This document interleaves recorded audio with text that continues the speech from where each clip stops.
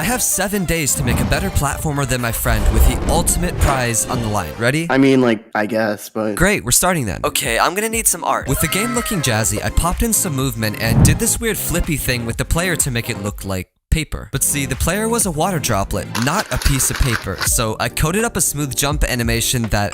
Seriously? It's literally the last week of school. I managed to get everything turned in for school, but still had lost so much time compared to Nathan. Okay, but there's no way he got that much done. I'm sure I'm still good. Now that I actually had the time, I could dedicate all of my focus towards winning this high-stakes competition. See, not only was I competing for the ultimate prize, but I'd also be able to prove my skills to a professional indie game developer who would judge the games at the end. With a newfound sense of invigoration, I quickly threw in some fun particles and topped it off with camera shake to make the player feel heavy, because everybody knows that water droplets are really, really heavy. Hey, you know what could be fun? Giving the player a wall jump. Wall jumps worked great, and the game actually felt kind of finished. So with only 1 day left in the challenge, I polished up everything, and before I knew it, oh, I almost forgot about that. It was time for us to do a quick progress check. He's probably barely started anyway. This is gonna be so fun. Alright, I'm done. What? Yeah, I mean, I'll see you for the judging tomorrow, right? But yeah.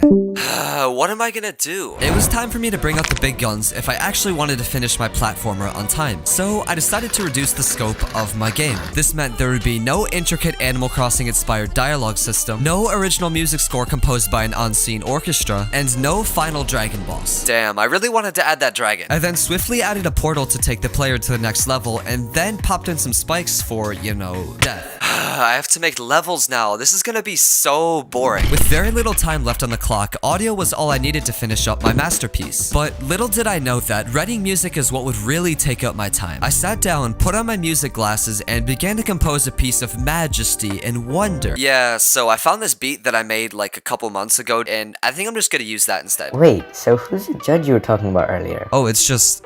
Wait, hold on. Why am I in a call with you? Howdy, partners. The boys have tasked me with judging these 2 games. Really quick while Terror Dev reviews the games, I want to thank Unity for sponsoring this video. I promise I'm not selling out because I actually use Unity to make basically all of my games, and both Nathan and I use Unity to make our games for this video. So if you're not currently using Unity, you should go try it out because it's free, cross-platform, and supports 2D, 3D, and just basically any game that you want to make. So the first one I played was Door Crushers, and this one was pretty fun actually. But yeah, at the end of the day, it was the Wish version of Donkey Kong. I love Donkey Kong, so that gives it a few extra points. I'm gonna put this at 7 out of 10. Now for the platformer, which I forgot what it was called. That's a good sign. I thought it was really nice and chill.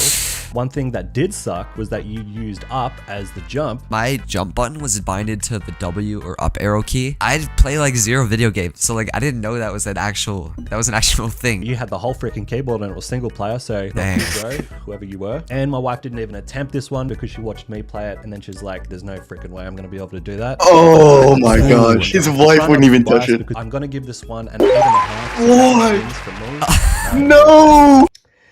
Well, I guess I'm the best game dev on YouTube now. Thanks Kat and Pookie for supporting me on Patreon, and see ya.